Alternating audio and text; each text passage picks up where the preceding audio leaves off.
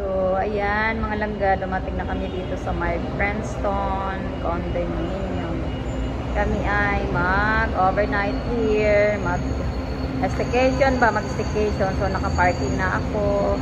Dito pala mga langga, ang overnight parking nila is 260.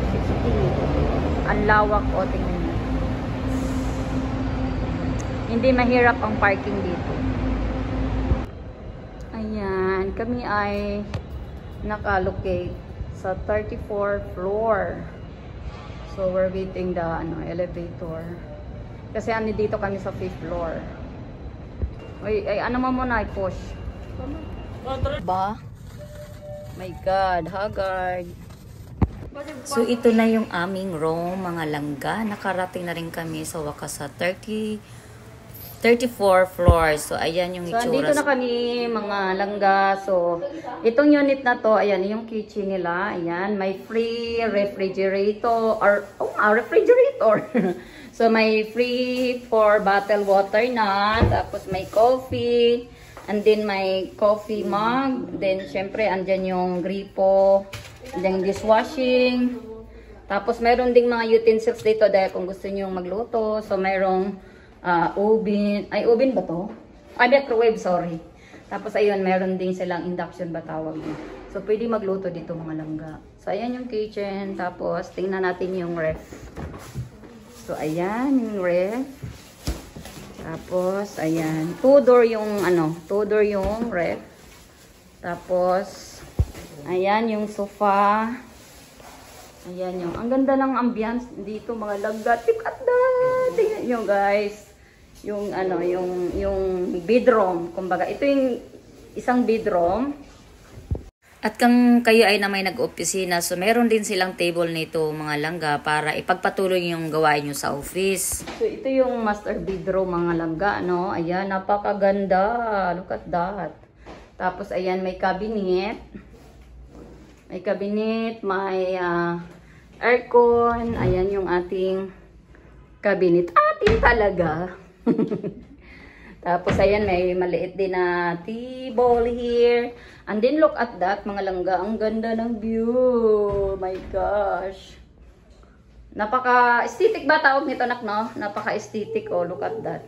So kung kayo ay nag-o-opisina, so mayroon din silang table na ganyan. Yung toilet pala nila is 2 doors. So yung kanina, yung palabas sa sala. At dito naman ay papunta sa master bedroom. So dalawa ang pintuan ng room. So ayan yung isang kwarto. Yan, ang ganda rin ng view ang kabilang kwarto. So ayan, sulit na to. Alam mo magkano lang to mga reg ko? 2,000 mahigit. Yan, for one night. Ayan, ayan mga langga, meron din silang, syempre, dining table at mayroong flat screen.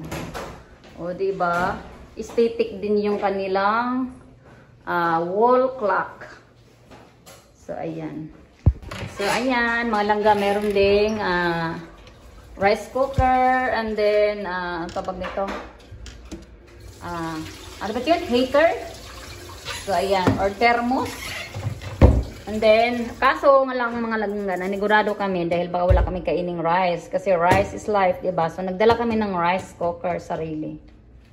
Ayan, meron sila ding mug. Siyempre yung baso. Tapos, meron pa dito mga plate. So, ayan. Sulit pag dito kayo mag-staycation. So, kung sa araw naman, mga langga, so yan yung view sa taas, which is nasa 30th floor kami. So, nakaka-relax tingnan dahil kita lahat ng ang Metro Manila, kumbaga. So, kitang-kita dyan. So, pasensya na dahil pahaba yung kuha ko dyan dahil nakalimutan ko. Then, ito na yung aming mga food. Simpleng handa lang mga langga. Simple talaga yan. So, ayan kasi pinagsama na namin dahil birthday ng anak ko is October 28. Tapos ako naman 31 na yung pamangkin ko is November 1. So, ayan, pagbibigyan nyo na yung birthday girl dyan dahil sumayaw na siya, charot. And then, while nag-swimming kami, so, ayan, So, sumayaw din ang lola nyo. Palakasan lang to ng loob, mga langga. So, pasensya na talaga dyan. So, sumayaw muna ang birthday girl. So, ayan pala mga langga, hindi namin nakalain na may pa-surprise pala yung resto na yan. Ang name pala ng resto, guys, is Saima. Saima branch in, ano yan, ano bang branch na nakalimutan ko. Kasi birthday nga ng pamangking ko noong November 1. So, ayan siya, yung naka-blue. Yan yung birthday girl. 18th birthday. Pareho sila ng anak ko noong October 28 naman. So, wala kami idea na may gagawin pala sila ng ganyan. So, na-amiss po talaga ako sa ginawa nila. So, picture-picture na kami dyan, mga langga, dahil kararating lang dyan sa aking mga pamangkin na mga makukulit. So, ayan, picture-picture. Ayan pala yung kanilang lobby sa aming pinag-staycationan. So, picture-picture ulit sa aming mga pantulog. Charot. So, ayan guys, yung aming mga in-order. Alam nyo, mga langga, napakasulit dyan pag dyan kayo kumain. Although, may pricey talaga siya, pero napaka-worth it ang kakainin nyo kasi napakasarap. Tapos yung service, ay ang ganda. Ang sarap. Tapos, ayan pa yung sa taas, mga langga, yung lobby ng pinag-staycation na namin. So, ayan na, it's swimming time. It's swimming time. Maganda mga langga kasi ilan nang nag-swimming dyan. So, ang swimming pool pala nila malangga is nasa 7th floor. So, ayan ang view paggabi. Napakaganda tingnan, di ba? Grabe, na-amiss ako sa yung kitang-kita mo yung buong Metro Manila. Napakaganda.